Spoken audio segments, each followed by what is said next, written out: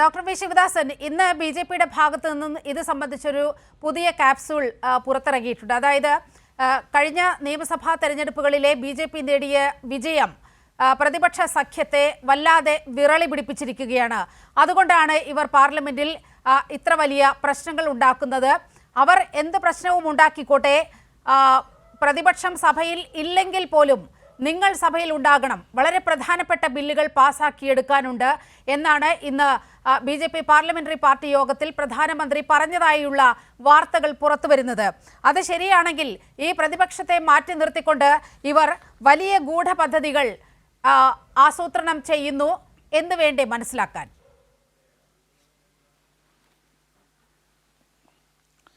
മാന്യ സുഹൃത്ത് വിഷ്ണു, അദ്ദേഹം പിശക് പറ്റി, പോരായ്മ പറ്റി എന്ന് സമ്മതിച്ചത് നല്ല കാര്യമാണ്. അത് പറയാൻ, പാർലമെൻറ്റിൽ പറയാൻ എന്താ പ്രധാനമന്ത്രിക്കും ആഭ്യന്തരമന്ത്രിക്കും കഴിയാത്തത്? അതൊരു പ്രധാനപ്പെട്ട ചോദ്യമല്ലേ. രണ്ടാമതെന്താണ്, ഇവിടെ സഭയിലെ സഭാ നടത്തിപ്പ് അതൊക്കെ സ്പീക്കറുടെ ചെയർമാൻ്റെ ഉത്തരവാദിത്തമാണ്. പക്ഷേ അത് കഴിഞ്ഞാൽ ഇൻ്റലിജൻസ് വിങ് എന്നൊക്കെ പറയുന്നത് ആരുടെ ചുമതലയിലാണ്? ഇൻ്റലിജൻസ് വിങ്ങിന് ഒരു ചുമതലയില്ലേ ഇതിനകത്ത്? ആ ചുമതല അവർ നിർവഹിച്ചോ? അത് ആരുടെ ഉത്തരവാദിത്തമാണ്? അത് ചർച്ച ചെയ്യേണ്ട കാര്യമല്ലേ. പിന്നെ മറ്റൊന്ന്, വാജ്പേയി എന്ന് പറഞ്ഞ ഒരാൾ ഈ രാജ്യത്ത് പ്രധാനമന്ത്രിയായിരുന്നു. വിഷ്ണുവിന് പരിചയം ഉണ്ടാവുമെന്നാണ് ഞാൻ കരുതുന്നത്. ആ മന്ത്രിസഭയിൽ ആഭ്യന്തരമന്ത്രിയായിരുന്ന അദ്വാനി, നല്ല പരിചയമുള്ള പേരായിരിക്കും. നരേന്ദ്രമോദി പ്രധാനമന്ത്രിയായപ്പോൾ അദ്ദേഹത്തിൻ്റെ കണ്ണുനീര് ഈ രാജ്യം കണ്ടതാണ്. ആ അദ്വാനി ആഭ്യന്തരമന്ത്രിയായിരിക്കെ അദ്ദേഹം സഭയിൽ പ്രസ്താവന നടത്തിയിട്ടുണ്ടല്ലോ. അന്ന് വാജ്പേയിയും അദ്വാനിയും എല്ലാം ആലോചിച്ചിട്ടാണല്ലോ പ്രസ്താവന വന്നത്. അതും പാർലമെൻറ്റ് അതിക്രമവുമായി ബന്ധപ്പെട്ട വിഷയത്തിലാണ്, പാർലമെൻറ്റ് അക്രമവുമായി ബന്ധപ്പെട്ട വിഷയത്തിലാണ്. വാജ്പേയിയുടെയും അദ്വാനിയുടെയും കാലത്ത് പ്രസ്താവന നടത്തുന്നത് തെറ്റല്ല. അവർ പ്രസ്താവന നടത്തും, അവർക്ക് മറുപടി പറയാം. പക്ഷേ ഞങ്ങൾ അവരെ പോലെ ചെറിയവരല്ല എന്ന് ആര് പറയാണ്? നരേന്ദ്രമോദി പ്രവൃത്തിയിലൂടെ നമ്മളോട് പറയാണ്. ആഭ്യന്തരമന്ത്രിയായ മോദി അമിത്ഷാ നമ്മളോട് പറയാണ്. അത് ശരിയാണോ? നിങ്ങൾ അദ്വാനിയെ ചവിട്ടിക്കൂട്ടി മൂലക്കാക്കിയിട്ടുണ്ടാവും. നിങ്ങൾ വാജ്പേയി എന്ന് പറയുന്ന പേര് ഉച്ചരിക്കുന്നത് നരേന്ദ്രമോദിക്ക് ഇഷ്ടാവണമെന്നില്ല. പക്ഷേ നിങ്ങളൊന്ന് പറയണം ബി.ജെ.പി നേതൃത്വത്തോട്, ഇങ്ങനെയൊരു ഭൂതകാലം ഉണ്ട്. നേരത്തെ പാർലമെൻറ്റിൽ വിശദീകരണം നൽകാറുണ്ട്. പാർലമെൻറ്റ് എന്നുള്ളത് ജനാധിപത്യത്തിൻ്റെ മഹാശ്രീകോവിലായിട്ടാണ് വിലയിരുത്തപ്പെടാറ്. അവിടെ പാർലമെൻറ്റിനകത്തും പുറത്തും നടക്കുന്ന രാജ്യത്തെ ജനങ്ങളെ ബാധിക്കുന്ന എല്ലാ വിഷയത്തെക്കുറിച്ച് ചർച്ച നടത്തുകയും ആ ചർച്ചയുടെ മുകളിൽ വിശദീകരണങ്ങൾ നൽകുന്നതിന്, മറുപടി പറയുന്നതിനുള്ള അവസരം ട്രഷറി ബെഞ്ചിൻ്റെ ഭാഗമായിട്ട് മന്ത്രിമാർക്ക് ലഭിക്കാറുണ്ട്. ആ മന്ത്രിയോട് നിങ്ങൾ പ്രസ്താവന നടത്തുമെന്നുള്ളതാണ്. ഞങ്ങൾ പറയുന്നത് നിങ്ങൾ പറയണമെന്നല്ല. നിങ്ങൾക്ക് ചിലത് ഈ വിഷയവുമായി ബന്ധപ്പെട്ട് പറയാനുണ്ടാവുമല്ലോ, അത് നിങ്ങൾ പറയണമെന്നാണ് ഞങ്ങൾ ആവശ്യപ്പെടുന്നത്. മണിപ്പൂരിനെ കുറിച്ച് ഞങ്ങൾ ആവശ്യപ്പെട്ടിട്ട് എന്തെങ്കിലും നിലയിൽ പ്രതികരിച്ചോ? സഭയ്ക്ക് പുറത്തല്ലേ നിങ്ങൾ പ്രസ്താവന നടത്തിയത്? നിങ്ങളിൽ ചിലർ പറയാണ് സഭാ നടത്തിപ്പിന് വേണ്ടി ചിലവാകുന്ന പണത്തെക്കുറിച്ച്, അതിൻ്റെ ചിലവിനെക്കുറിച്ച് ഒക്കെ നിങ്ങൾ വാദോരാതെ സംസാരിക്കുന്നതൊക്കെ കേൾക്കാറുണ്ട്. ഈ പ്രധാനമന്ത്രിക്ക് സഭയിൽ വന്നൊന്ന് ഇരുന്ന് ഈ പറയുന്ന ചർച്ചകളെല്ലാം ഒന്ന് കേൾക്കാനുള്ളൊരു മനസ്സ് ഉണ്ടാകുന്നതിന് വേണ്ടി നിങ്ങൾ പറയണ്ടേ? നിങ്ങൾ ബി.ജെ.പിയിൽപ്പെട്ട പല ആളുകൾക്കും അദ്ദേഹത്തെക്കുറിച്ച് പറയാൻ, അദ്ദേഹത്തെ വിമർശിക്കാനൊക്കെ ഭയം ഒരുപക്ഷെ ഉണ്ടാവാം. പക്ഷെ ഉണ്ടെങ്കിലും ചിലരെങ്കിലും പറയാനുള്ള ഊർജം കാണിക്കണമല്ലോ. ബി.ജെ.പി പറയുന്നത് ഒരു ജനാധിപത്യ പാർട്ടിയാണ് എന്നൊക്കെയല്ലേ പറയുന്നത്. ഫാസിസ്റ്റ് പാർട്ടിയാണ്, ഫാസിസ്റ്റ് ഘടനയാണ് RSSന് എന്ന് ഞങ്ങൾ പറയുന്നതിനെ നിങ്ങൾ നിരാകരിച്ചുകൊണ്ട് ഇങ്ങനെയൊക്കെ പറയാറുണ്ടല്ലോ. അതുകൊണ്ട് ഞങ്ങൾ അഭ്യർത്ഥിക്കുന്നത് പ്രധാനമന്ത്രി അദ്ദേഹത്തിൻ്റെ ഉത്തരവാദിത്വം നിർവഹിക്കണം, ആഭ്യന്തരമന്ത്രി അദ്ദേഹത്തിൻ്റെ ഉത്തരവാദിത്വം നിർവഹിക്കണം. നേരത്തെ അദ്വാനി ഇങ്ങനെ പറഞ്ഞിട്ടുണ്ട്, സുഷമാ സ്വരാജിൻ്റെ പ്രസ്താവന ഇങ്ങനെ ഉണ്ടായിട്ടുണ്ട്, അരുൺ ജെയ്റ്റ്ലി ഇങ്ങനെ പറഞ്ഞിട്ടുണ്ട്, അതൊക്കെ കോട്ട് ചെയ്യപ്പെട്ടല്ലോ. അതുകൊണ്ട് ബി.ജെ.പിയുടെ നേതൃത്വത്തിലുള്ള ഈ സർക്കാർ, ജനാധിപത്യത്തെ മാനിക്കാത്ത ഈ സർക്കാർ നിർബന്ധമായും മാനിക്കാൻ തയ്യാറാവണമെന്നുള്ളതാണ്. ഈ രാജ്യത്തെ ചെറുപ്പക്കാരുടെ അസംതൃപ്തി ഏതെല്ലാം മട്ടിലാണ് പുറത്തോട്ട് ഒഴുകി വരുന്നത് എന്നുള്ളത് നമ്മൾ അനുഭവിച്ചറിയുകയാണ്. അത് പല നിലയിൽ പൊട്ടിത്തെറിച്ചുകൊണ്ടിരിക്കുകയാണ്, നമ്മൾ കാണുകയാണ് പല നിലയിൽ. അതുകൊണ്ട് നമുക്ക് അൺഎംപ്ലോയിഡ് യൂത്തിൻ്റെ, തൊഴിലില്ലാത്ത ചെറുപ്പക്കാരുടെ വിഷയങ്ങൾ അഡ്രസ്സ് ചെയ്യണമെന്ന് പാർലമെൻറ്റ് പറയുമ്പോൾ അത് കേൾക്കാൻ തയ്യാറാവണം. മറിച്ച് LIC ഉൾപ്പെടെയുള്ള ബാങ്കിങ് മേഖല ഉൾപ്പെടെയുള്ള എല്ലായിടത്തും പ്രൈവറ്റൈസേഷൻ കൊണ്ടുവന്നത് വിറ്റൊഴിച്ച് അതൊന്നും ജനങ്ങൾക്ക് ആവശ്യമില്ല എന്ന തീരുമാനമെടുത്ത് പതിനായിരക്കണക്കിന് ആളുകളുടെ തൊഴിൽ നിങ്ങൾ നശിപ്പിക്കരുത് എന്നാണ് ഞങ്ങൾ പറയുന്നത്. പാർലമെന്റിൽ കൊണ്ടുവന്ന ബില്ല് ചർച്ച ചെയ്ത് പഠിച്ച് അവതരിപ്പിക്കുന്നതിന് പ്രതിപക്ഷത്തിന് അവകാശമുണ്ട് എന്ന് വിഷ്ണു പറഞ്ഞു കഴിഞ്ഞല്ലോ. ഞാൻ ചോദിക്കുന്നത്, രാവിലെ വന്നിട്ട് ഇതാ ഇന്ന ബില്ലുണ്ട് എന്ന് പറഞ്ഞിട്ട് വലിയൊരു ബില്ല് അവതരിപ്പിച്ചാൽ അല്ലെങ്കിൽ അത് ചർച്ചയുടെ നോട്ടാക്കിയിട്ട് തന്നാൽ ആർക്കാണ് പ്രതികരിക്കാൻ പറ്റുക? നിങ്ങൾ സുപ്രീം കോടതിയിലെ മുൻ ജസ്റ്റിസായിട്ടുള്ള നരിമാൻ്റെ പ്രസംഗം അല്ലെങ്കിൽ ഇന്ത്യൻ എക്സ്പ്രസ്സിൽ അദ്ദേഹം എഴുതിയിട്ടുള്ള ലേഖനം ഒന്ന് നോക്കുന്നത് നല്ലതായിരിക്കും. എന്താ പറഞ്ഞിട്ടുള്ളത്?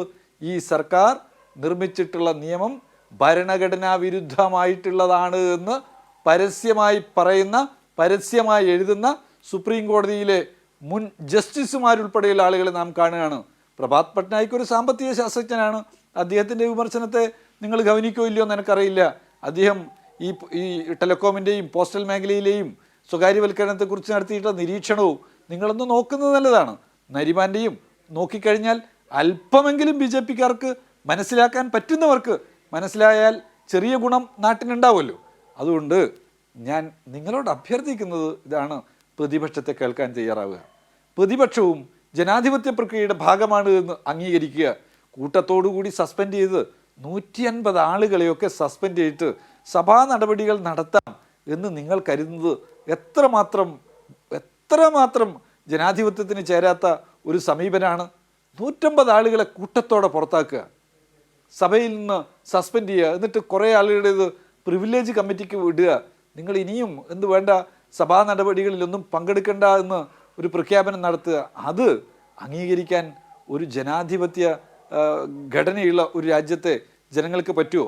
പിന്നെ ചെയറിനെ കുറിച്ച് ഞാൻ പറഞ്ഞു, ചെയർ എന്നുള്ളത് BJP ഭൂരിപക്ഷമുള്ള പാർട്ടി നിശ്ചയിച്ചിട്ടുള്ള ആളാണ് ചെയറിലിരിക്കുന്നത് എന്നുള്ളത് നമുക്കറിയാവുന്ന കാര്യമാണ്, സ്പീക്കറായിരിക്കുന്നത്. പക്ഷേ സ്പീക്കറായി കഴിഞ്ഞാൽ കാണിക്കേണ്ടുന്ന മര്യാദകളുണ്ട്. അത് ഇരുപക്ഷത്തെയും സമാനമായ നിലയിൽ പരിഗണിച്ച് സഭാ നടപടികൾ അതിൻ്റെ ചട്ടങ്ങൾക്കുള്ളിൽ നിന്നുകൊണ്ട് നടത്തിക്കൊണ്ടുപോകുക എന്നുള്ളതാണ്.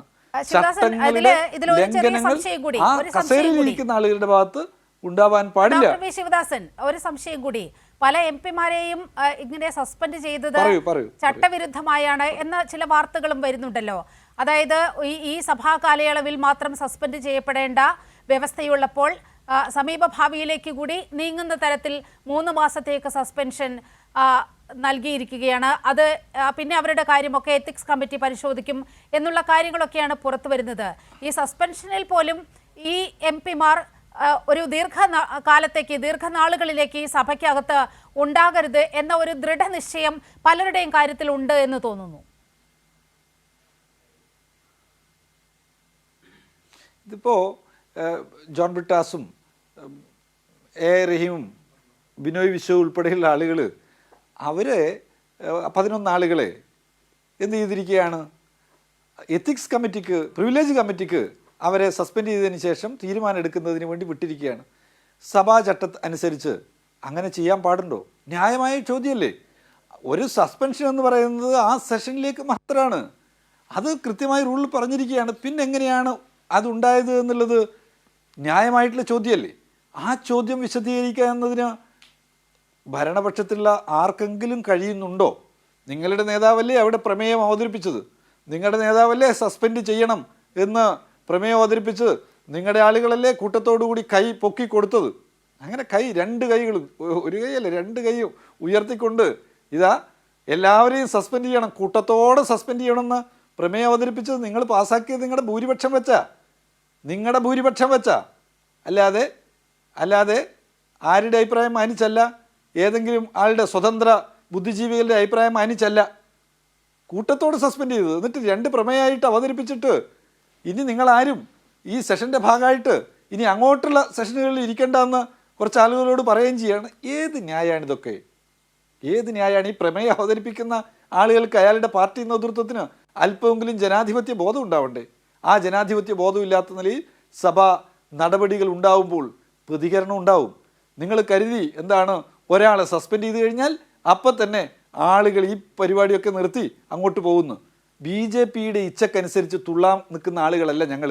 നിങ്ങൾ സസ്പെൻഡ് ചെയ്തു എന്നുള്ളത് കൊണ്ട് രാഷ്ട്രീയ പ്രവർത്തനം അവസാനിപ്പിക്കാൻ പോകുന്നവരുമല്ല ഞങ്ങളെ സസ്പെൻഡ് ചെയ്ത് കഴിഞ്ഞാൽ അല്ലെങ്കിൽ പുറത്താക്കി കഴിഞ്ഞാൽ MP സ്ഥാനത്തിൻ്റെ ഭാഗമായി കിട്ടുന്ന സുഖ സൗകര്യങ്ങൾ ഇന്നതൊക്കെ ഉണ്ട് എന്നൊക്കെ കരുതിയിട്ട് അതിൻ്റെ മുകളിൽ അങ്ങ് പോയി കളയാമെന്ന് ആലോചിക്കുന്നവരല്ല. ഞങ്ങൾ രാഷ്ട്രീയ പ്രവർത്തനം നടത്തുന്നത് ഇത്തരത്തിൽ MP ആയിരിക്കുക അല്ലെങ്കിൽ ഏതെങ്കിലും സ്ഥാനമാനങ്ങളിൽ നിൽക്കുക എന്നൊന്നും ആലോചിച്ചിട്ടല്ല. ജനങ്ങൾക്ക് വേണ്ടിയുള്ള പോരാട്ടമാണ് പാർലമെൻ്ററി പ്രവർത്തനവും പാർലമെൻറ്റേതര പ്രവർത്തനവും ഒന്ന് കാണുന്ന ആളുകളാണ് ഞങ്ങൾ.